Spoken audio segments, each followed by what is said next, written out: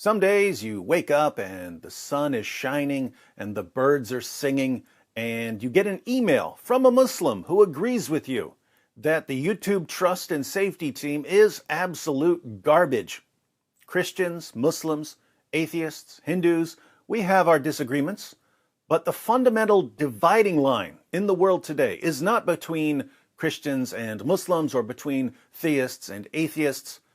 The fundamental dividing line in the world today is between people who are obsessed with controlling you and people who aren't obsessed with controlling you.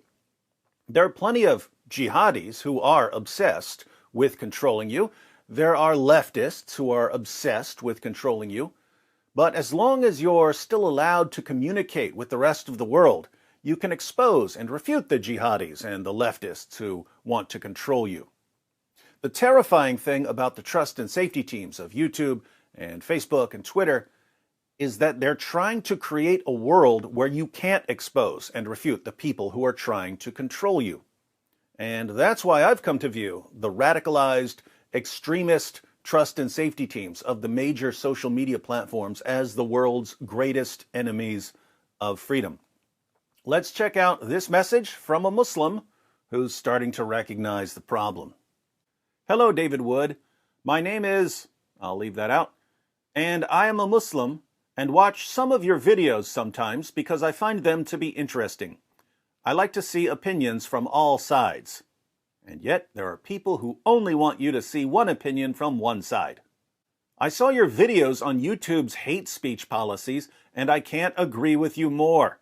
It is a danger to freedom of speech because what is hate speech to them is subjective, and they can take down anything they disagree with in the name of hate speech. I've had my channel for years now, and I did not post any videos, but I did comment a lot, and sometimes I would engage in debates in the comment sections, and I did say other things that I do regret, but I'm only a human that makes mistakes.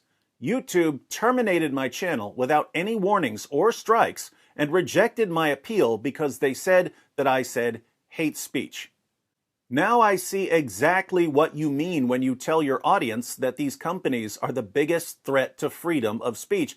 And although I disagree with some of the things you say, I believe that you, like anyone else, should have the right to have freedom of speech. I don't know if you have the ability to help me get my channel back, but I assume you do because you have a lot of experience on YouTube. So I ask you, out of the kindness of your heart, to help me, because I know that a person who follows Jesus is a person that will help others. Thank you. Well, my Muslim friend, sadly, I have no connections at YouTube, and I can tell you that their appeals process, once they've accused you of hate speech, is a complete joke. When one of these safe spacers on the trust and safety team has his or her or zer or whatever feelings hurt by something you said in a comment, nothing you can possibly say will change his or her or zer mind. Now, in theory, you shouldn't have been banned because according to the YouTube trust and safety team, you're a member of a protected group. Maybe they didn't realize that you're a Muslim. Ali Dawah is allowed to literally call for the public beheadings of millions of people, and the YouTube trust and safety team defends him because he's a member of a protected group. Whatever you said that they labeled hate speech, it couldn't have been worse than Ali Dawah calling for the public beheadings of millions of ex-Muslims. So maybe you didn't clearly identify yourself as a Muslim. The other problem you have is that you're not a popular YouTuber.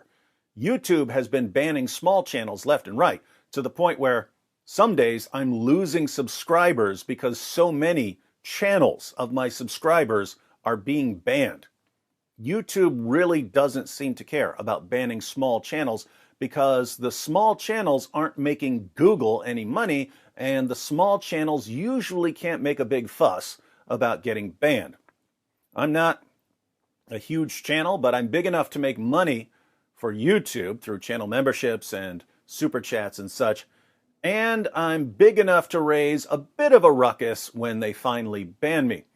YouTube is being very, very smart here. They're banning the small channels first, taking away subscribers so that by the time they start banning the bigger channels, it'll be even harder for the bigger channels to complain. In the meantime, they're hoping that the bigger channels heed all of their warnings and learn to submit. At the end of the day, they don't want content creators leaving the platform. That's just bad for business.